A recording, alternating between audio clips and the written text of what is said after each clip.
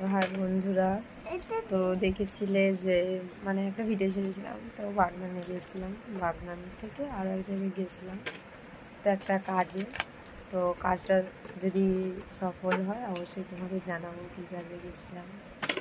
তো তোমাদেরকে দেখাই, আমার ছেলে এখন 10:30 বেজে গেছে, কী করছে। তো ওর জন্য একটা এই যে বোকা ভাঁড় কিনে এনেছি, এগুলো প্লাস্টিকের বোকা ভাঁড়।